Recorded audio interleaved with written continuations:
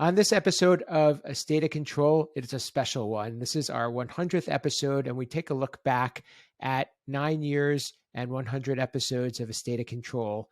We talk about why are some of the programming topics the same, what are some that we need to be talking about moving forward, and how has programming changed over the past 9 years. All that and more on A State of Control. The network for the AV industry. What are you listening to? This is AV. This is AVNation. This is AVNation.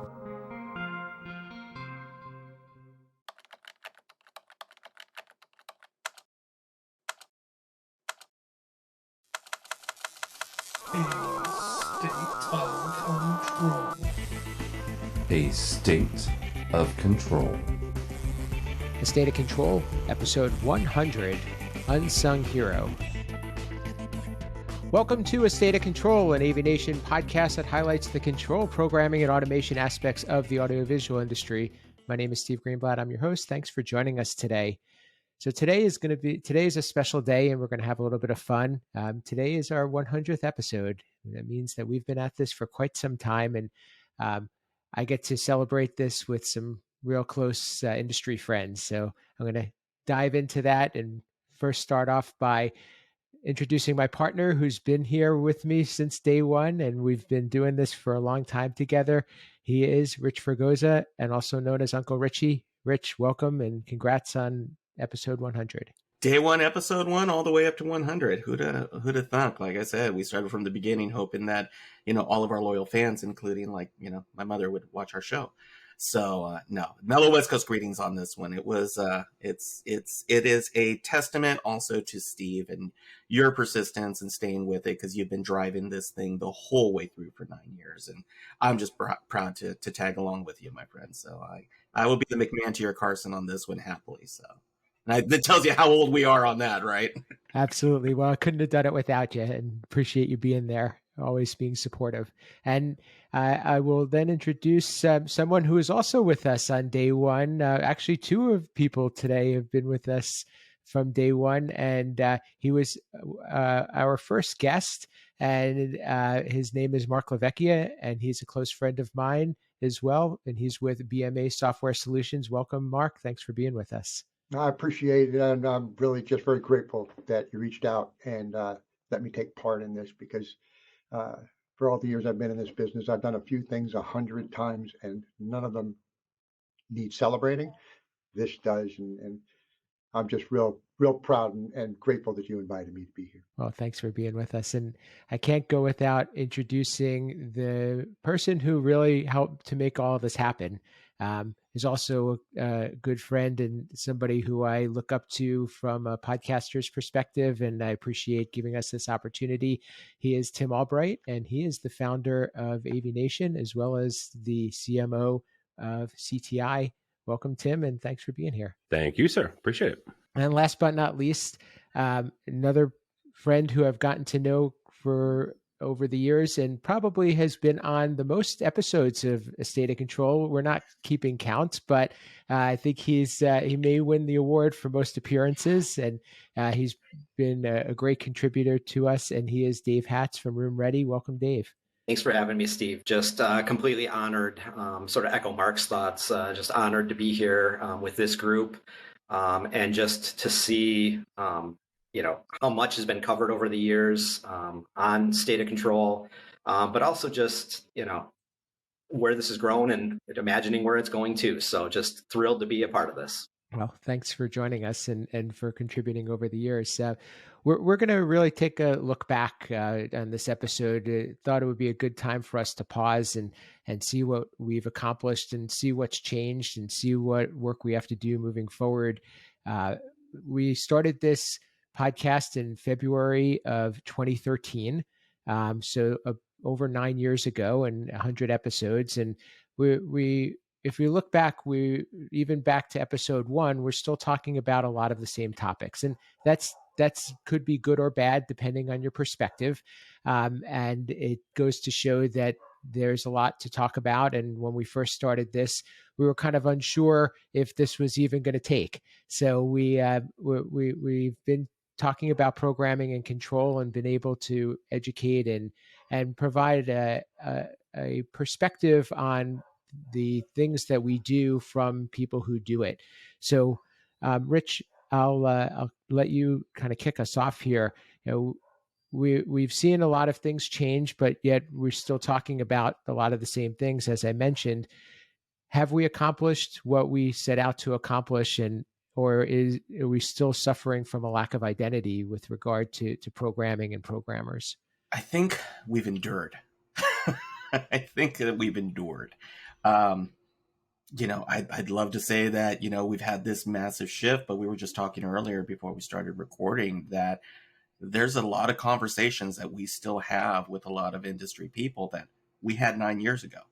The same marketing from 9 years ago is still out 9 years later. Just the product names have changed. We haven't, but the products did. And so, I kind of view that as, fortunately, the people who are kind of prominent in the industry from our control systems programming side, for me, it's a little bit of we might know what we're talking about, as much as everybody new who comes in and says, you guys are the dinosaurs, you're not going to exist, we've got this brand new thing that's going to be, I'm all for disruption, but I'm also for reading the room at times with us. And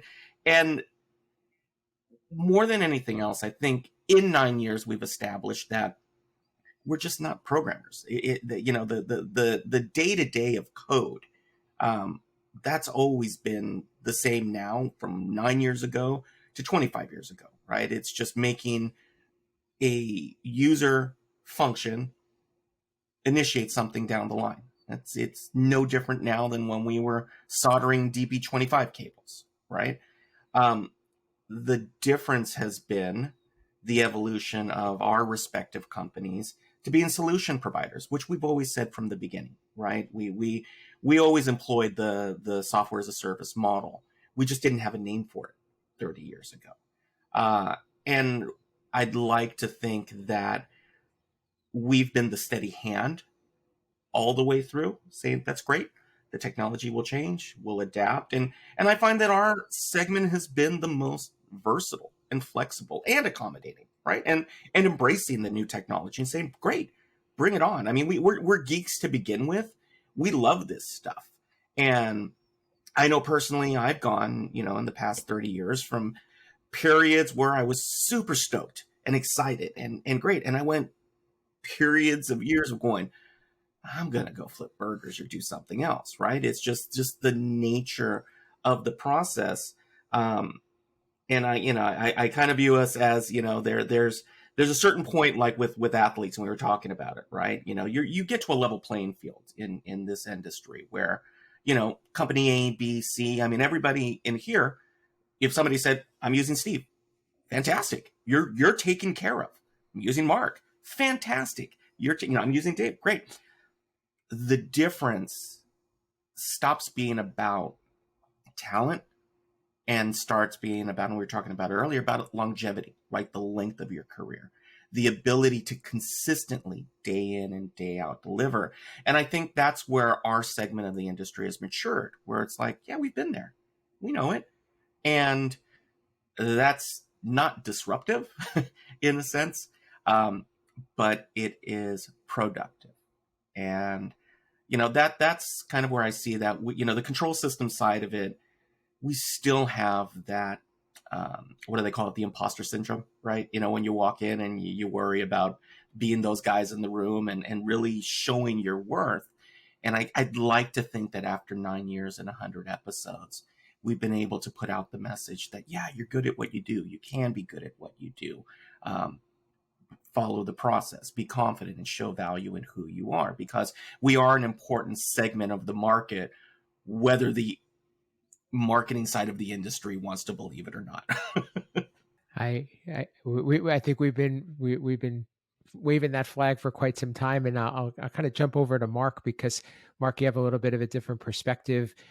Somebody who is running a programming company, but not necessarily having to wear the hat of being a programmer, but understands the importance of what we do and can look at it too from really a sales perspective and a messaging perspective.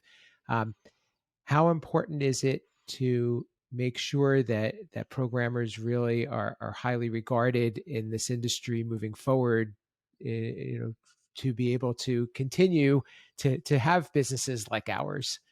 Well, it's critical. We're not going to exist if people don't take us seriously and respect us.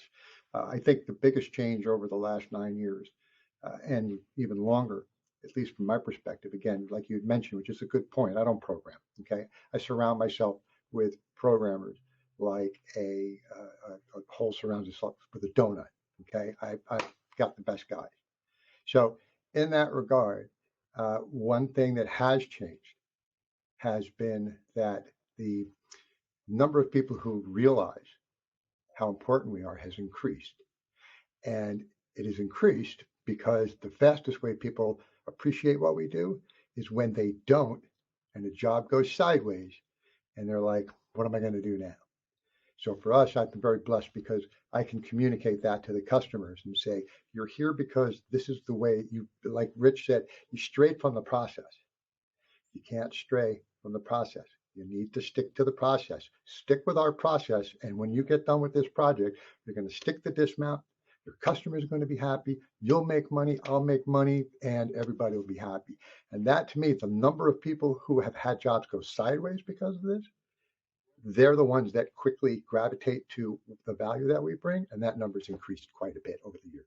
Dave, you bring a little bit of a different perspective to us from being more on the integrator side, where you don't necessarily lead with program, or many integrators don't necessarily lead with programming, but programming is a real important part of the business.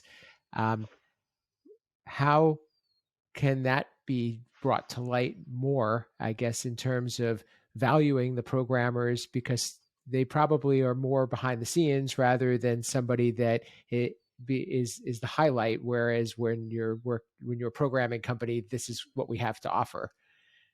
Well, that's an awesome question because, for an integrator, it's almost like the programmer, if things go well, the programmer's not in the spotlight because everything went off without a hitch. The system is easy to use. The end user is thrilled. It meets their requirements. Again, it's almost like it was so easy that magic just happened. It's almost, I don't want to say they devalue the work that the programmer did, but it's not in the spotlight. So did it happen?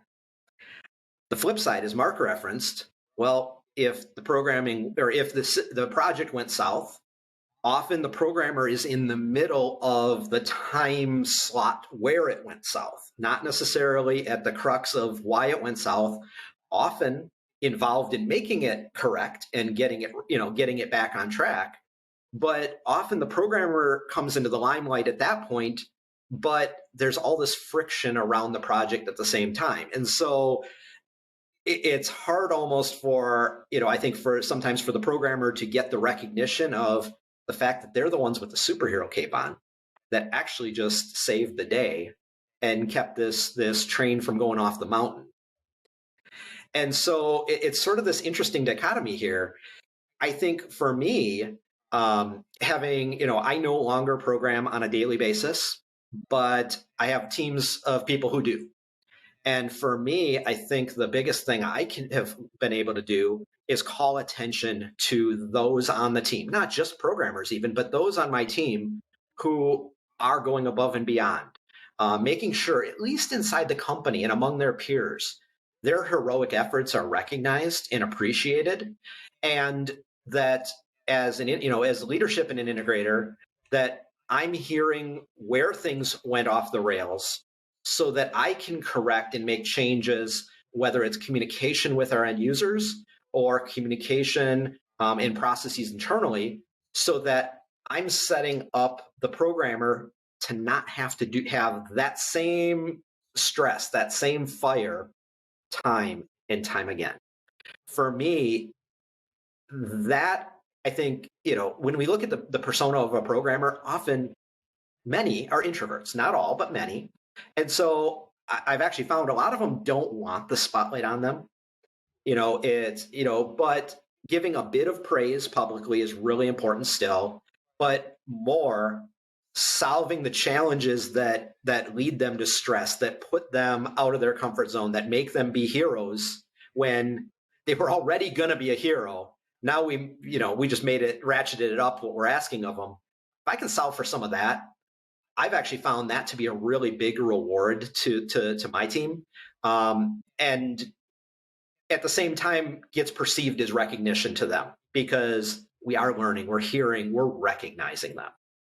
I think we're very fortunate to have somebody like you in a leadership role who can appreciate programming, because that doesn't always happen to be the case. And it's what you're saying, I think, is very valuable to those who are in the trenches. And I think you hit on a lot of important points there. Tim, I know that you've been in a lot of different roles throughout your career, one of which was programming back in the day, but you've always had a love for it. And this is why we started this podcast and wanted to bring this to light.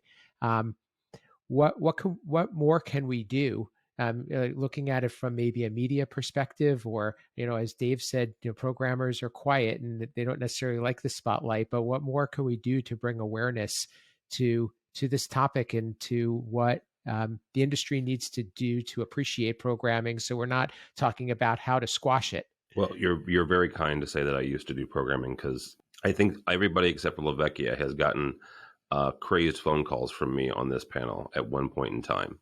And I will point out that Uncle Richie did not say, "Oh, you've got Tim, you're fine," in his introduction. And really quickly, the reason we started this, yes, I have a love for programming. It is still my favorite part of the industry. I think it is just wicked cool. And I do wish to God that I was better at it than I am. But quite frankly, I started because you asked, right? You were one of the first people, as once we started AV Week, we're like, hey, this is a segment of the industry that we should take a look at, right? Greenblatt hit me up and said, this is something that obviously he's passionate about, I'm passionate about. I had gotten to know Uncle Richie at that point. Obviously he's passionate about it. So it was really just kind of taking, existing passions that you guys had. And I appreciate that. And I'm very humbled to be here after 100 episodes. So thank you. Some of it is telling those stories, right? Is how we bring awareness. And yes, Hattie is right. The vast majority of programmers are some level of introverts, right? But one of the stories that I wish that we would tell more and better is, I'm not going to say heroism, but the dramatic work that the programming community did in this industry the last 2 years. And the reason I say that is through the pandemic and through the chip shortages. And I'm not going to call out any necessarily direct manufacturer's name here, but there's a number of folks that have put dealers and have put programmers in a bad spot for a minute, because you quite simply you just didn't have the product to ship, right? And so the programming community went to work and said, okay, well, if I can't get A, what about B? If I can't get B, what about C? Okay, we can get C, but guess what? C is a brand new language that I've never touched, or I haven't touched in 10 years. And this is why I love control and programming. I haven't touched it in 10 years, but it's still computer language, right? I can still make a translation. So these folks would stay up all hours of the night, work weekends, and say, well, I can get C, and we've got to make a translation module, or I've got to develop this, or and across the board, at least the ones that I know here in the US, there's a couple of programmers I know abroad, they've done this as well.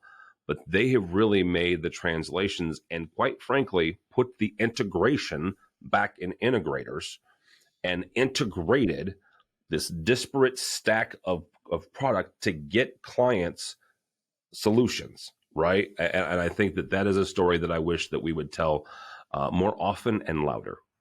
So I really like that, Tim. That thinking of us as heroes, I think, is something that's new to programmers, but it's not.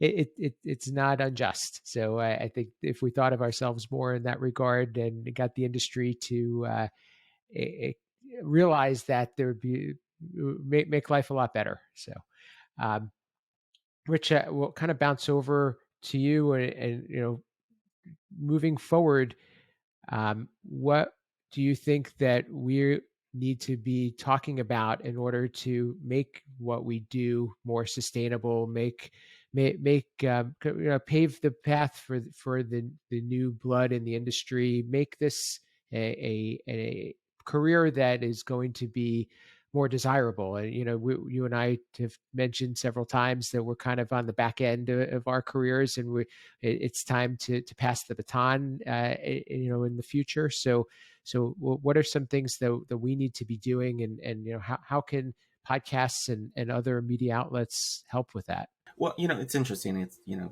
all know my wife, and that she's in education and a consultant, and focuses on career technical education. And she's awesome. Amazing, brilliant, right?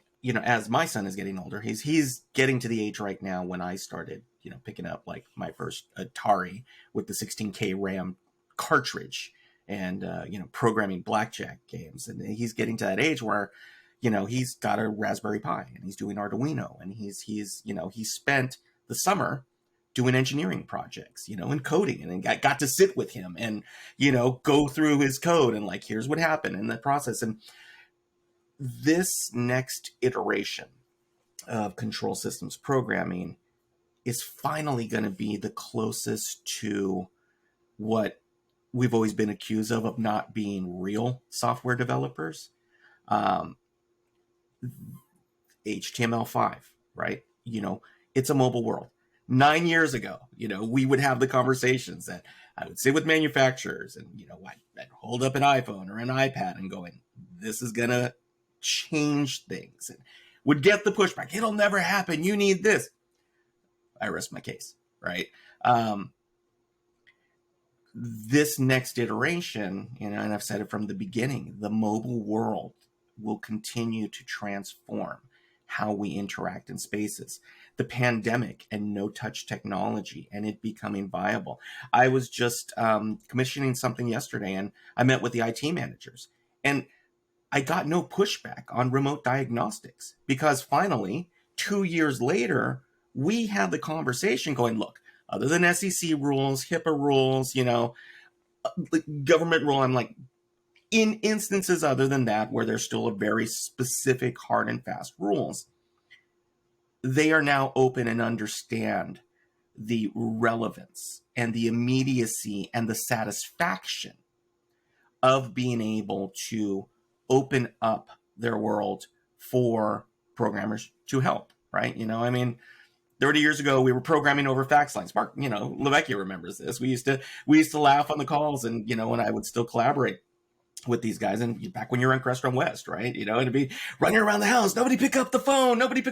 We're dialing in.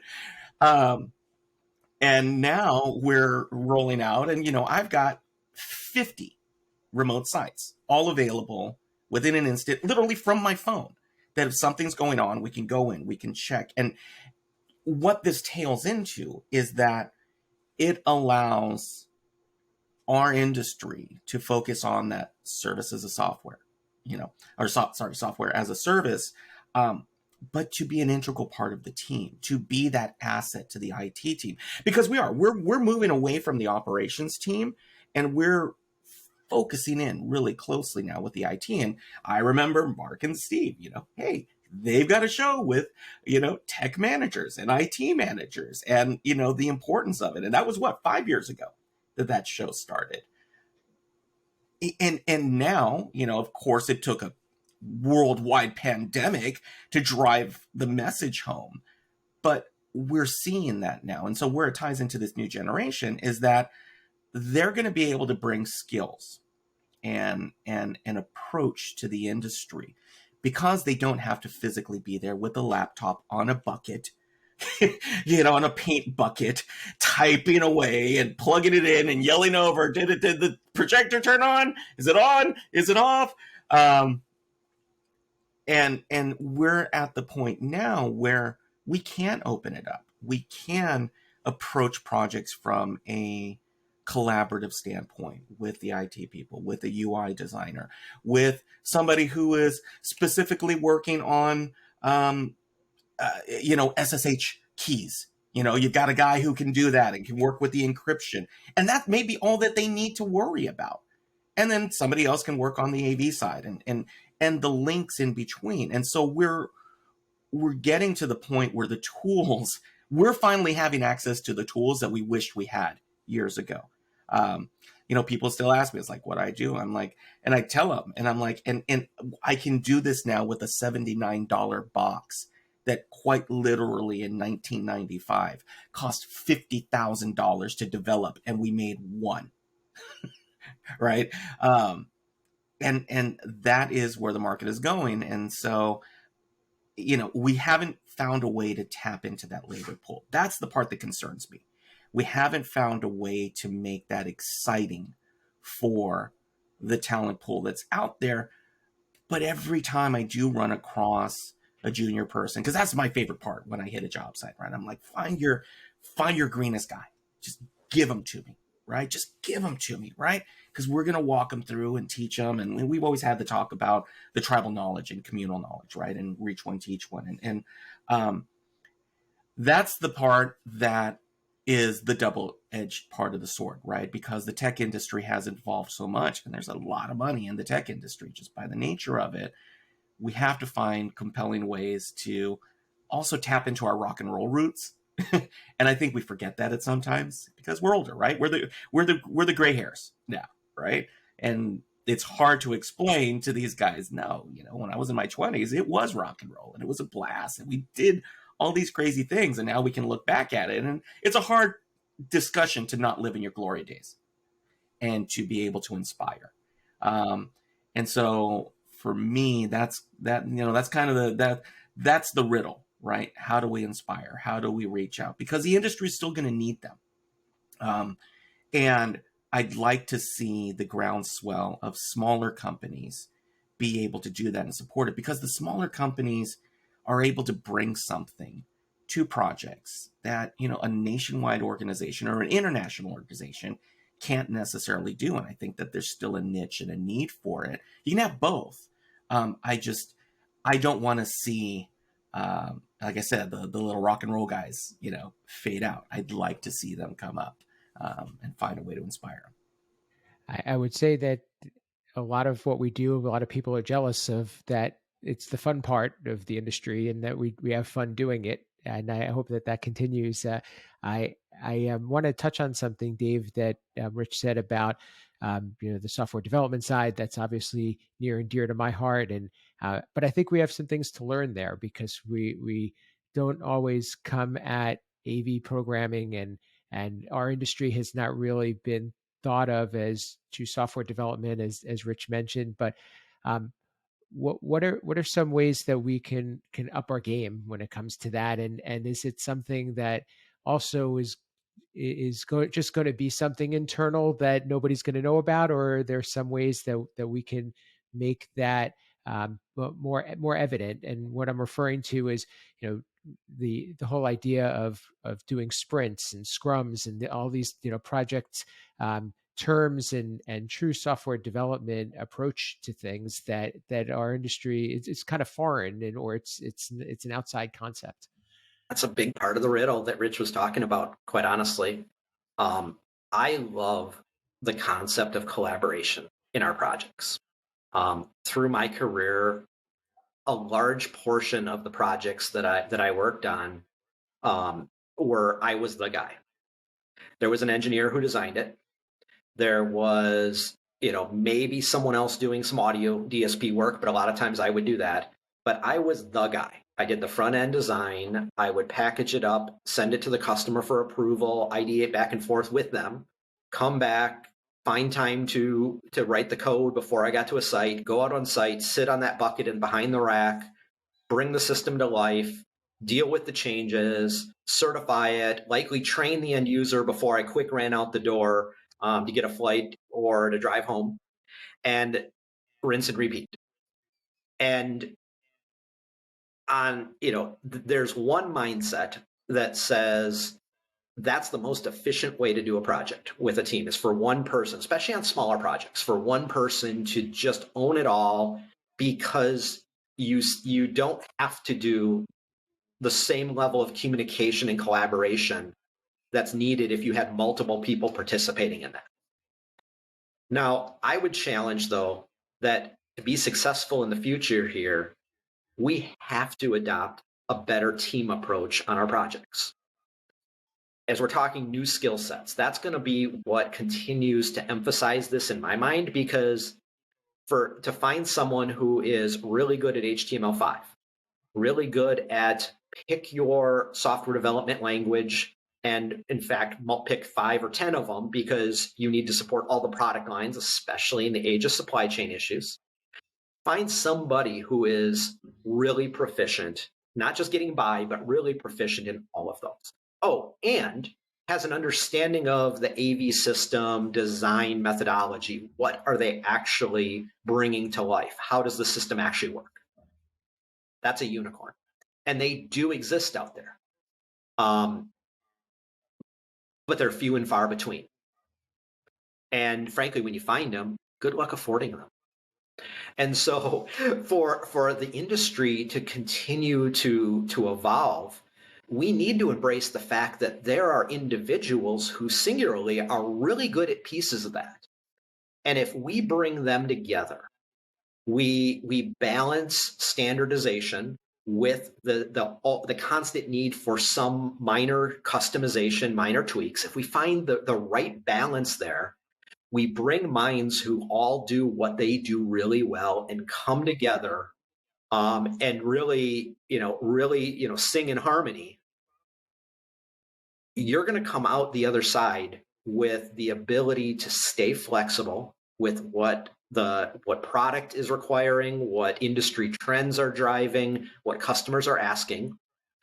You're going to stay relevant in innovating and pushing new ideas out and just dreaming up new ways to bridge things that nobody's ever thought before. And you're going to stay relevant even when, I come from the commercial side. So everything is Teams rooms, Zoom rooms, WebEx rooms. But there's still the opportunity for extensibility, even in those rooms. And that's what we've always done. Back to the core, back to what we were talking about, you guys were talking on episode 1 about, that bringing disparate things together and creating an experience. So we said before, so the programmer is the unsung hero behind the scenes because everything just works.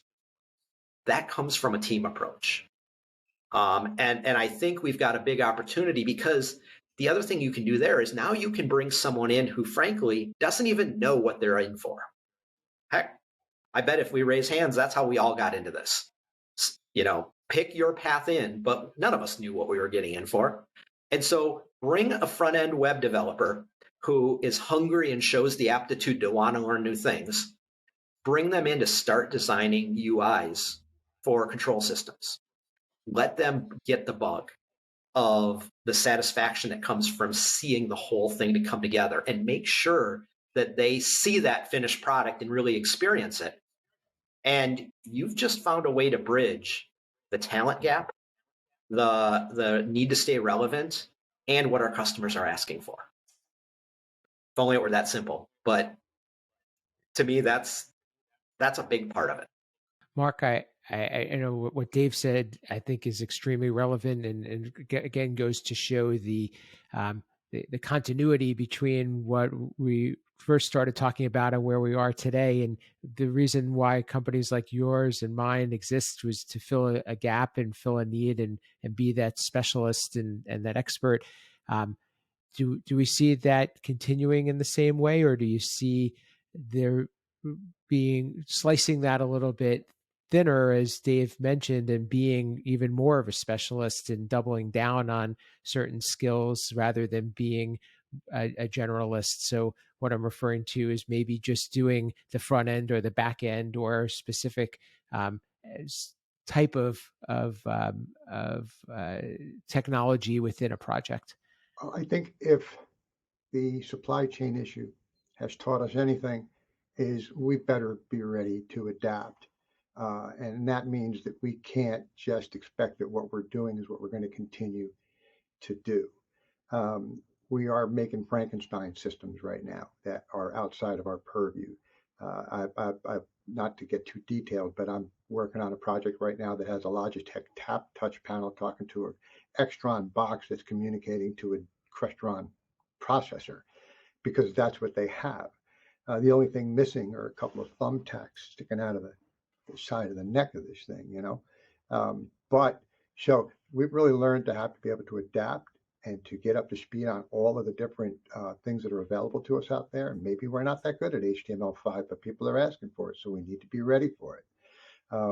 There's a lot of that's happening in front of us right now that we have to adapt in real time. We just have to, whether we like it or not. And some of us took the time during the downtime with COVID and the supply chain issues to train, to get up to speed, to learn other talents that we are going to be asked about and brought to. And that's really helped us quite a bit.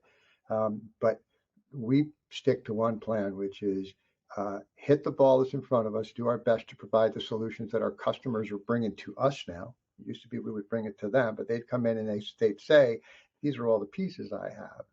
How do I make this work? Because this customer needs this room up and going, and we need to have that happen now.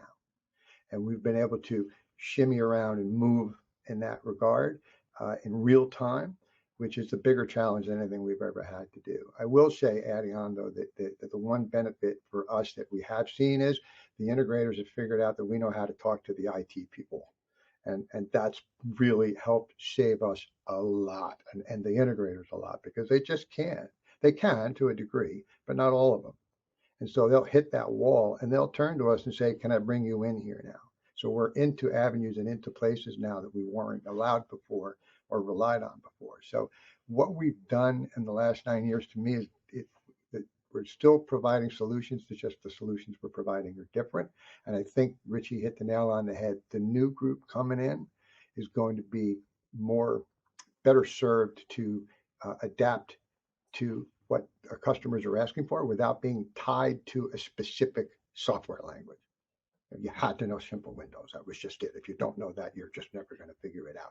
We're figuring out a way around ways around that, and that's been a really important part of what we're seeing moving forward.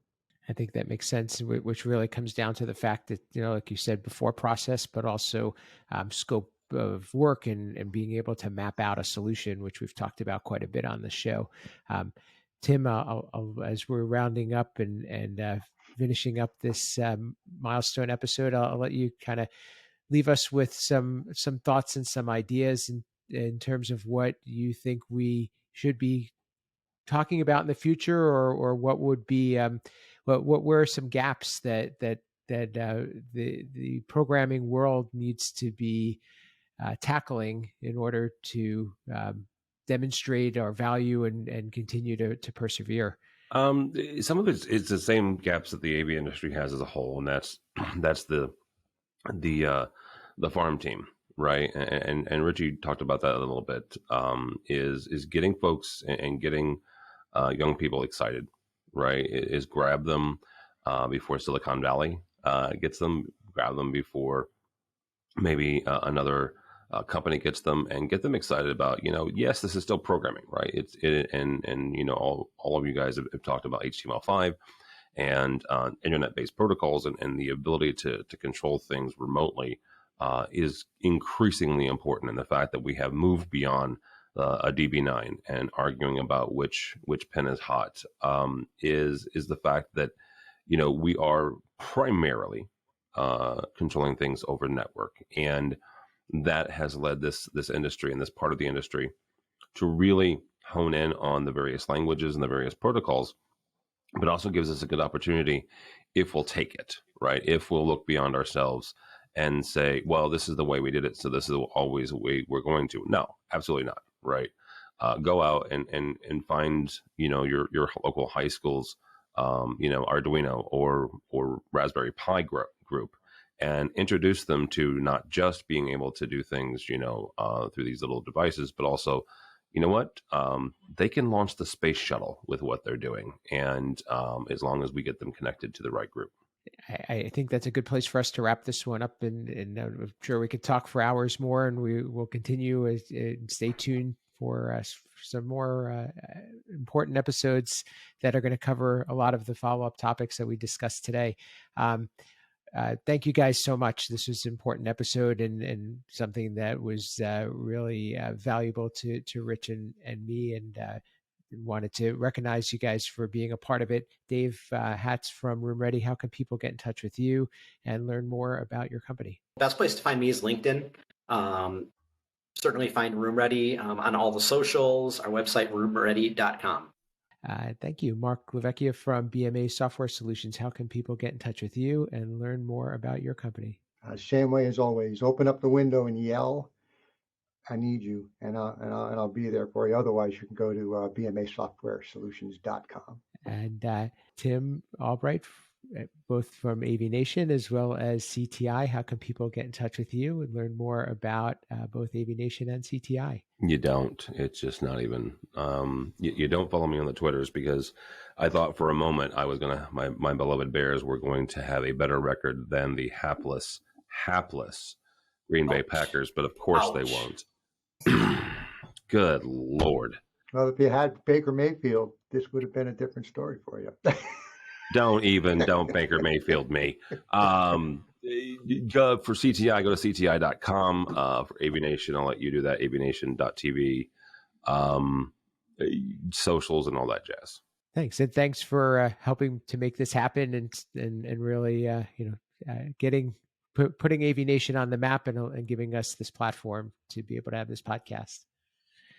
Rich, any reflections on 100 and how can people get in touch with you, and looking forward to 100 more with you? Well, I was about to say 9 years in, and I guess in 2031 we'll there's a whole lot more salt in here than pepper. It's a testament to everybody here that we're here 9 years later, that we still love what we do in our own ways, and I still do. And I think I went through that period of time where I think we all reached that burnout phase, and you have to find new ways to inspire yourself. And as we've all gotten older and we've had different challenges that have kind of given us a renewed lens, I think. I know for me the last year, it's given me an opportunity to kind of look at my whys, and I'm glad that part of my whys include all of you, and that's pretty cool. And so, just sorry, man, it's the West Coast vibe. No, it's pretty cool, and thank you, Steve, for the opportunity, and Tim, and it's a blast. I mean, I love what I do. I get to hang out with my friends, and not many people get to say that when it comes to their work, right? I get to hang out with my friends. That's a pretty good gig, and so thank you, all of you, because you've all helped make me who I am as well. Thanks, Rich. Appreciate that. And if you need to get in touch with Rich, you can Google him. And oh yeah, exactly. And yeah, you Fregosa Design on the Twitters, but most importantly, find me on AVNation.tv and our suite of shows and all the verticals that we offer. So just to take a moment, I am just piggybacking on what Rich said, and I had this written down in my notes to talk about. If it wasn't for things like this, if it wasn't for community, I think that programmers would really have had a tough time making it to where we have over the last 25, 30 years. And so I really value that. And some of my closest friends are in this industry, and some of them are here today on the show. And I really value that. And I think that programmers need to rely on each other. And I hope that we've been able to be a focal point for that, and be a place that people can express their experiences and share their perspectives and help us to move this industry forward, because we're an important part of it. And like Rich said, it's really great to have each other. And I don't think that any of us, to Dave's point earlier, knows anywhere near everything that we need to know to be successful, but we have friends to get us there. And Tim mentioned that as well. So thank you guys. Thank you, listeners, for being a part of the show. Thank you for giving us the opportunity to talk to you each month. And we look forward to continuing that. For me, you could reach me at Steve Greenblatt on social media, my company, Control Concepts, at controlconcepts.net. I also have a little fun project that I've been doing with James King, and we have a podcast called Ask the Programmer, and that's a little bit of piggybacking on the momentum we have built here, and talking more about the different topics and different questions about programming. So if you would be so kind to tune into that, you could hear some more of these discussions. But for AVNation, you can find out more about this show as well as all the other shows at avnation.tv. I highly recommend tuning into many of those shows, not just the ones that you might mostly gravitate to, because I think you can learn a lot from AV Week, Resi Week, EdTech, AV Profession. They're all on my in my queue every month. So please check those out, and please also just share some feedback. Share this episode. Let us know your favorite episode and what you want to hear more about. And we really, it would mean a lot to hear from you. And we've been getting to meet more listeners over the years. So the more, the merrier. So thank you again. And thank you for being a part of our 100th episode. And this has been A State of Control.